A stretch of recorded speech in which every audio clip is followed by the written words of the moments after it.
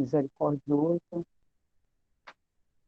Agradecer a Jesus, nosso mestre maior, nosso modelo, nosso guia, e agradecer também nesse instante a todos os espíritos amigos que nos assistem, que são trabalhadores dedicados e comprometidos com a divulgação do Espiritismo. Então, é sempre com muita alegria que nós temos a oportunidade de aqui estarmos para juntos podermos compreender as lições da Boa Nova, as lições do Evangelho, e hoje nós temos como o convite para nós interagirmos o Evangelho segundo o Espiritismo, no capítulo 19, né? A fé transporta montanhas. Mas foi-nos sugeridos o estudo da fé cega e da fé raciocinada. Então é esse, na verdade, o nosso tema de hoje à noite. E, normalmente, com o passar dos tempos, a gente sempre escuta que ter fé é acreditar em algo, né? É acreditar em alguma coisa. Então, nós vamos percebendo que essa forma popular de se falar sempre se projeta a fé em acreditar, em ter crença em algo, né? Por exemplo, nós vemos aqui no próprio Evangelho que nos diz que, do ponto de vista religioso, a nossa crença, muitas vezes, consiste, né, nos dogmas especiais, que constituem as diferentes religiões. Então, nós sabemos que toda a religião tem os seus dogmas, né, de acordo com a compreensão que essa ou aquela religião tem diante da verdade. Então, os dogmas são de variadas formas, e a pessoa acredita, né? Acredita que, seguindo aquele ritual, que tendo acesso àquela convivência, aquela vivência no que a igreja sugere e convida como ritual, então ela vai estar salva, ela vai estar perto de Deus, então tudo isso.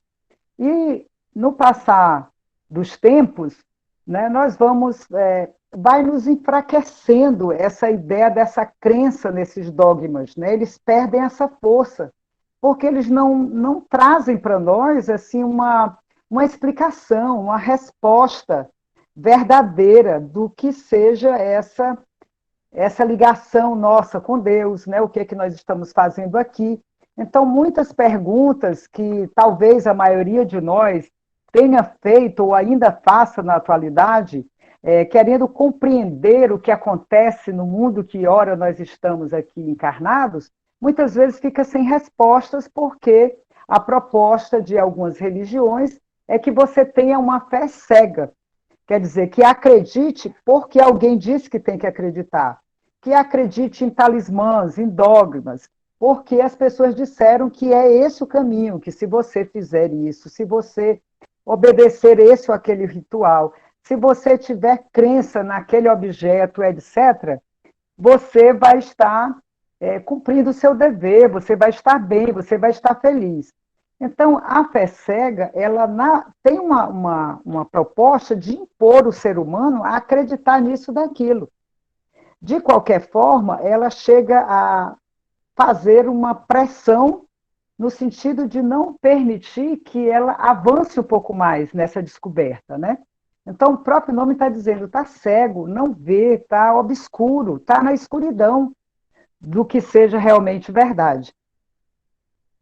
E quando a pessoa consegue ter essa fé cega de uma tal forma que não aceite nenhuma sugestão, nenhuma ideia, ou não se permita ir além na pesquisa, na busca, ela se sente tão convicta de que aquele ritual, de que aquele dogma, de que aquele que ela escuta como verdade é o melhor para a vida dela, e ela só poderá ser salva se seguir com rigor aquelas orientações provenientes, né, desses dogmas, ela chega à posição de fanático, né, se torna, o fanatismo chega, então ela não escuta mais ninguém.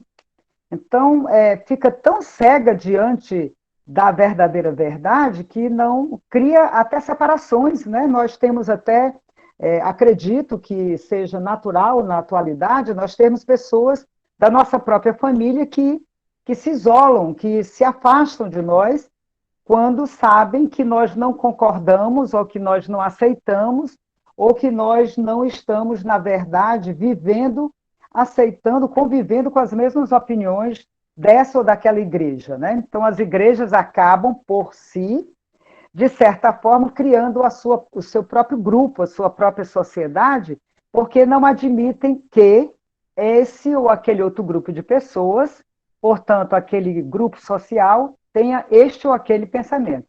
Então, é uma fé cega, né? Uma fé que não permite que você use a razão. Então, a fé cega, ela pode ser definida como isso, é você acreditar em algo que é um contrassenso diante da razão. Não responde a tua pergunta, né, de forma assertiva. E a doutrina espírita chega para nós nos mostrando que a fé ela tem que ser raciocinada, que nós nos devemos nos curvar, nos permitir de estar aceitando algo sem pesquisar, sem buscar compreender, sem buscar entender o porquê e a razão da nossa vida, do nosso existir, por exemplo, né? Por que tantas diferenças sociais, por que tantas diferenças de possibilidade entre as pessoas, a nível de inteligência mesmo, tantos aquém da atualidade, né, que sequer conseguem perceber que existem, e outros já, como os grandes cientistas na atualidade, que já avançaram muito na inteligência. Por que tudo isso? Se Deus é infinitamente bom e justo. Então, a doutrina espírita, que é uma ciência com o aspecto filosófico, científico e religioso, ela nos convida a estudar, isto é, buscar compreender essa verdade para que nós possamos obter uma fé que raciocina, uma fé lógica, uma fé que, como diz Allan Kardec, uma fé que enfrenta a razão, né? Então, a ciência, ela vai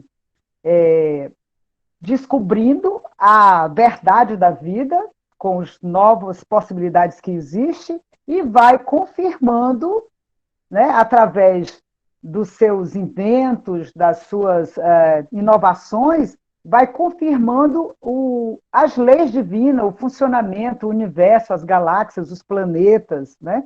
Então, a ciência faz essa parte. E Allan Kardec diz que a fé inabalável, quer dizer, aquela que não muda, aquela que é verdadeira, aquela fé que é raciocinada, ela enfrenta a razão de frente, né? Frente a frente, em qualquer época da humanidade. Então, quer dizer, daqui a 100 anos, nós vamos ter essa fé raciocinada, porque acreditamos nessa verdade que a ciência está comprovando. Se nós tivermos a oportunidade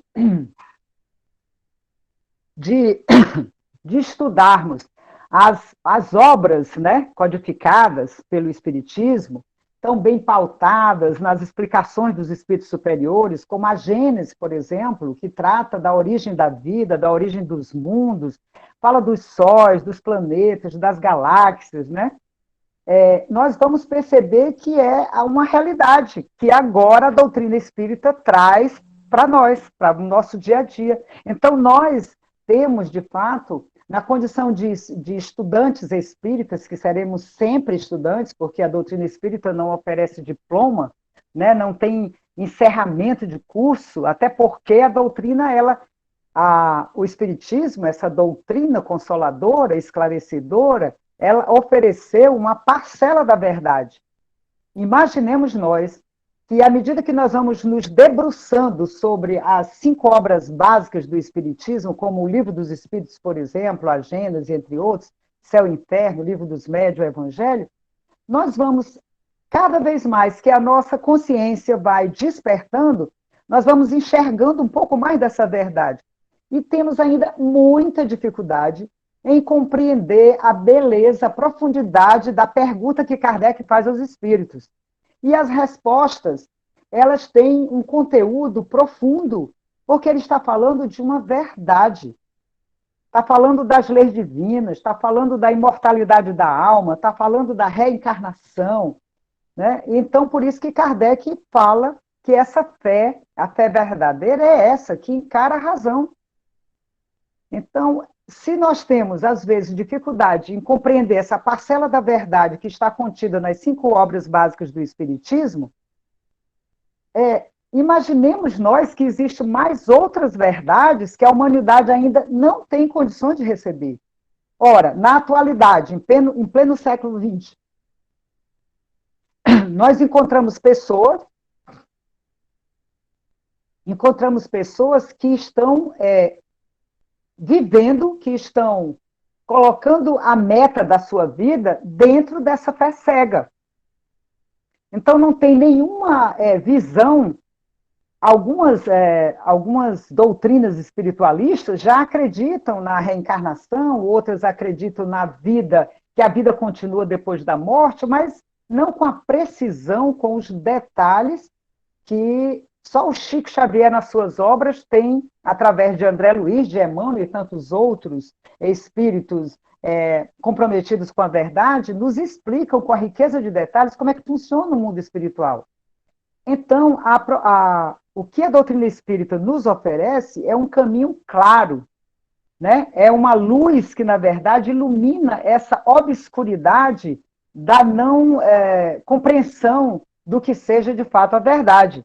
E a fé cega, a gente pode dizer que se a pessoa pauta a sua vida buscando caminhar dentro desses padrões de dogmas, ela está na obscuridade, se falando da verdade em si.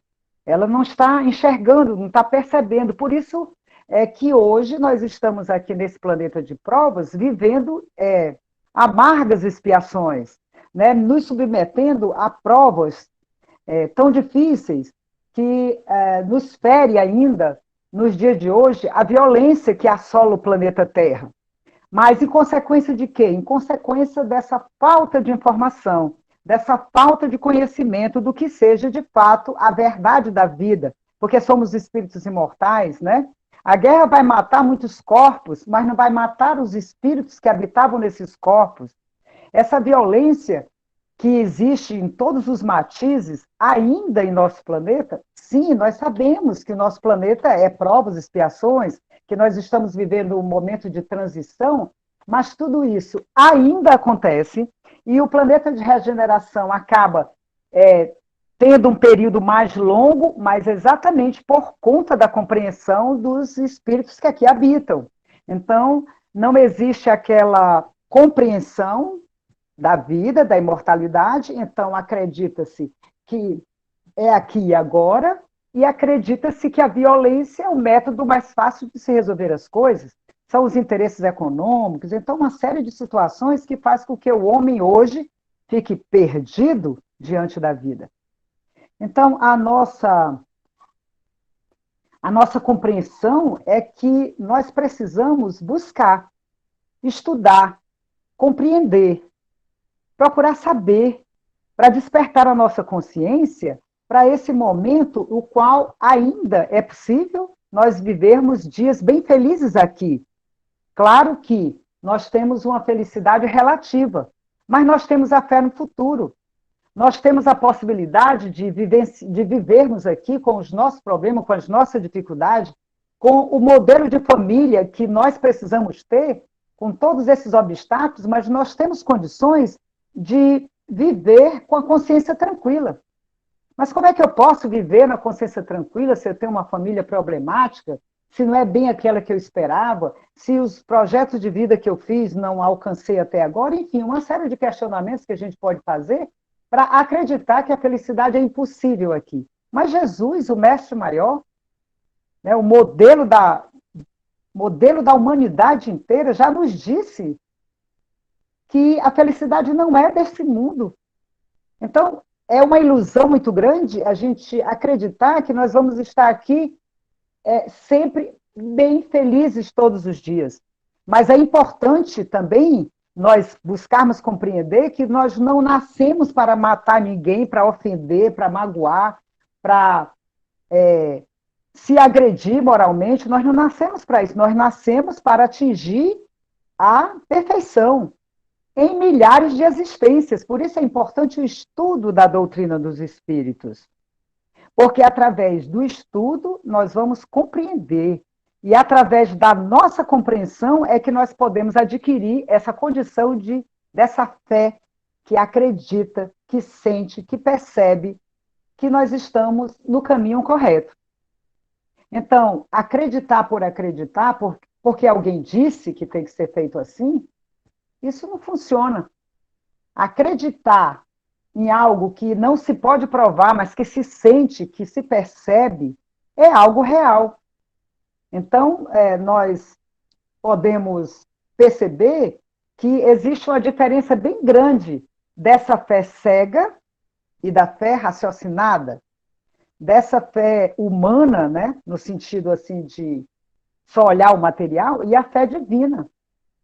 E a fé, ela nos move, né? Quer dizer, se a gente começa a adquirir a capacidade de reflexão e utilizarmos esse sentimento da fé verdadeira em nossas vidas, com todo o contexto da história que nós estamos inseridos atualmente, então isso gera como se fosse um escudo para cada um de nós. Porque nós vamos nos protegendo de nós mesmos, porque agora é diferente. Agora nós temos uma base, né? Nós temos uma fé que forma uma plataforma que nos dá condições de superar as nossas dificuldades, que nos dá condições de olhar para o futuro, é a fé do futuro. Então, no futuro, o Espiritismo será a religião de todos, porque não vai ter aquela fé judaica, ou a fé messiânica, ou a fé católica, ou a fé protestante. Não, vai ter uma fé universal, a verdade em si. A verdade em si. Então, por isso que Kardec coloca que a melhor religião é aquela que melhor homens de bem fizer. Então, não existe para o espírita, para o espiritismo, a ideia de que o espiritismo é a melhor religião de todos. Não. Nós estamos resgatando o cristianismo a qual Jesus nos ensinou. Aquele puro, primitivo, sem dogmas, né? Sem hierarquia, sem poderes temporais. Não. Jesus veio ensinar a lei de amor, de justiça e de caridade. Ele veio nos ensinar que nós precisamos amar a outra pessoa como ama nós mesmos. Ele veio nos ensinar que nós devemos perdoar tantas vezes quanto sejam necessárias. Ele veio nos ensinar que nós não devemos fazer para outra pessoa aquilo que nós não queremos que essas pessoas façam para nós. Ele veio nos lembrar que nós já temos as leis divinas gravadas em nossa consciência, para que nós percebamos no dia a dia, na nossa rotina diária, quando nós estamos nos afastando das leis e quando nós estamos nos aproximando das leis. Que leis são essas? As leis de amor. Quem nos ensinou? Jesus.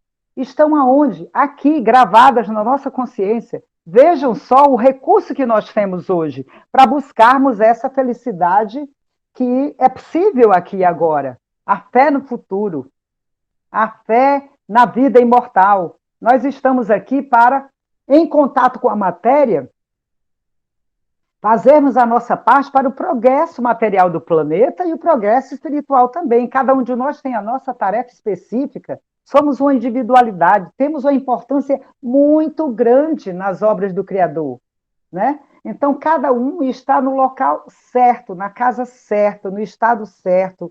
Está tudo muito certinho. E muitas vezes nós nos rebelamos contra essa nossa vida porque ainda não compreendemos o porquê que estamos aqui, quem somos nós, na verdade, o que é que nos acontece depois da morte do corpo físico, né? Como é que funciona a lei de ação e reação? Então é só eu ter fé, cruzar meus braços e tudo vai ficar bom para mim? Não, não é assim. Então a fé verdadeira vai nos ensinando que nós vivemos sempre a consequência de nossos próprios atos. Não dá para a gente fazer tudo errado hoje e querer que amanhã as coisas dê tudo certo. Não dá para infringir a lei, por exemplo, plantar melancia porque quis e amanhã chorar de arrependimento porque não quer a melancia colhida. Ela queria, era o saputi, a siriguela, para quem conhece essas frutas, ou o caju, a manga, que é mais fácil de lembrar, como é que nós podemos... porque Deus não é bonzinho, por que ele não permitiu, então, que só porque eu quisesse, poderia ter outro tipo de fruta?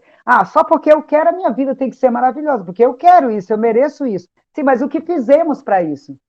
Porque a fé sem obras, ela é morta, é como se fosse um cadáver, não tem valor nenhum. Então, a fé, ela precisa ser produzida, ela precisa ser construída, ela precisa ser edificada. E nós temos essas possibilidades, né? Então, é muito interessante que eu vou me deter aqui, vou pedir permissão a vocês para fazer uma leitura do comentário de Kardec, aqui no Evangelho segundo o Espiritismo, quando ele colocou assim, né? São essas palavras, ele escreveu no século XIX. Está no Evangelho Espiritismo, quem tiver com o Evangelho pode nos acompanhar, né? Esse título, A Fé Transforma a Montanha, na página 387, ele diz: hoje, o espírito humano tornou-se ainda mais exigente. A fé cega está abandonada. Reina descrença nas igrejas que a impunham, com todo o respeito devido que nós temos a todas as religiões, a todas as igrejas, porque todos nós da humanidade estamos buscando essa religiosidade, estamos buscando Deus, estamos buscando a felicidade dentro de nós, com todo esse respeito, mas havemos de convir que hoje nós estamos aqui estudando esse capítulo do Evangelho, porque já percebemos que essa fé cega está nos incomodando. Então, por isso ele afirma que a fé cega está abandonada.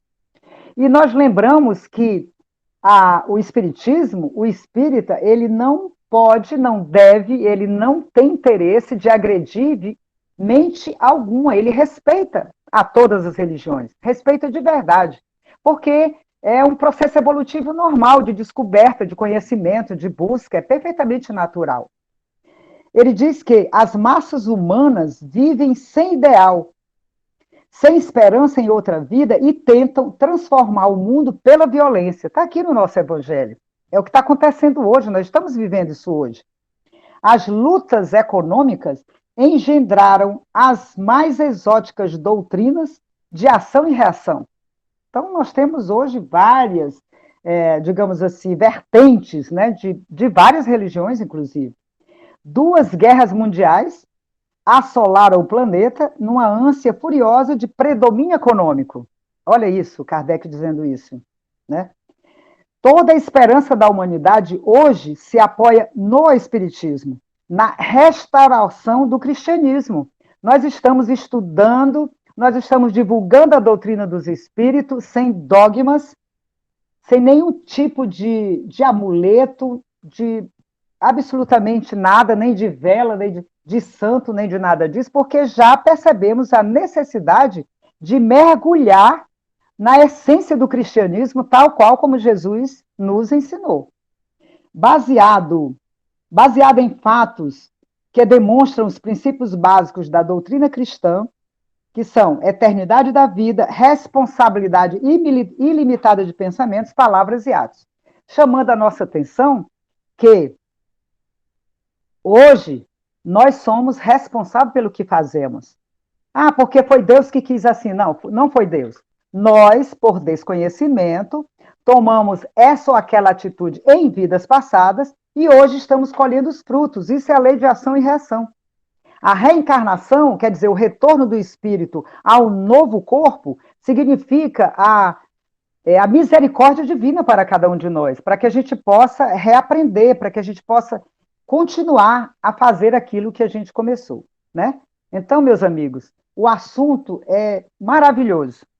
Eu convido a todos que a gente possa se debruçar sobre essa questão da condição da fé inabalável, que a gente possa compreender que a fé é a mãe da esperança e da caridade, estudando aqui o Evangelho, né, para que a gente possa até entender melhor por que Jesus falou da parábola que secou. Ele afirma que a fé, né, através da instrução dos Espíritos, é a mãe da caridade, é a mãe da esperança. Então, tudo isso é fé. Então, a gente vai perceber da fé humana, a fé divina, mas aqui, se debruçando sobre esse livro, o Evangelho segundo o Espiritismo, que está disponível em nossa livraria espírita Humberto de Campos. aqui neste livro, não importa a religião que se tenha, porque está contido aqui toda a moral de Jesus. Vale a pena estudar, vale a pena buscar, vale a pena compreender, de fato, como que nós podemos ter essa fé raciocinada. Muito obrigada a todos, que tenham uma excelente noite e que possamos cada vez mais perceber as bênçãos de Jesus, nosso irmão maior, que se derramam sobre todos nós incessantemente. Muito obrigada, amigos.